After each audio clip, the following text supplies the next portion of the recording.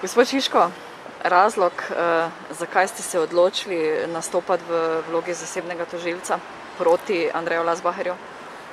Razlog je seveda v tem, da je v tem konkretnem primeru šlo za tako imenovani slovenski tednik, brezplačnik, ki se je delil po slovenskih domovih.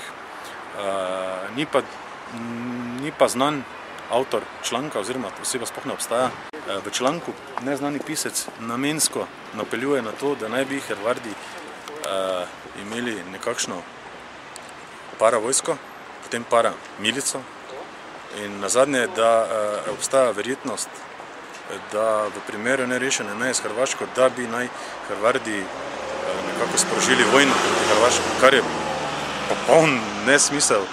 Mislim, dobesedno gre za, kako naj to imenujem, delo precej motenih možganov. V članku, če se dobro spomnim, je navedeno, da bi ne bi imeli Hrvati orožje zakopano nekje na Pohorju. Mislim, gledajte, to so stvari, ki z realnostjo ne samo, da nimajo nobene zveze, to so dejansko podtikanja zelo namerna. Mi nimamo nobenih hierarhičnih poveljevalnih struktur. To je v društvu SWAT, ampak to je društvo za taktične igre in to nismo mi. Danes vas je odvetnica vprašala, če ste ali niste kriminalec. Zakaj niste odgovorili? Sem rekel, da ni nič res od tega.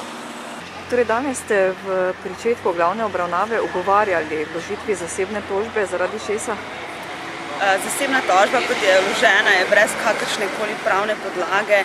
Sodišče sploh ne bi smelo obravnavati, ker ne vsebuje jasnega izreka obtožbe.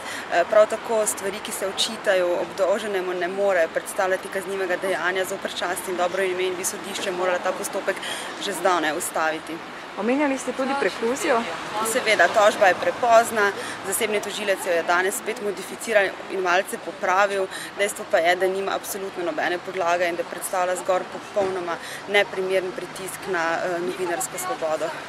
Pričakujemo, da je Slovenija vsaj toliko demokratična država, da v tej državi ne more neobstoječa oseba, ki se skriva, napisati žaljivega članka, širiti neresnic o drugih. Tu gre za več ljudi, tu gre za naše člane, ki jih ni tako malo in med njimi so tudi pomembni slovenski intelektualci, doktori, profesori, ki so bili prizadeti s tem člankom. Seveda oni v nobenem primeru nekdo, ali pa rečemo 70 let stara ženska, kako se naj počuti profesorica 70 let stara, če nekdo govori, da je članica paravojaške organizacije, ona pa na naši spletni strani objavlja strokovne članke in kolumne.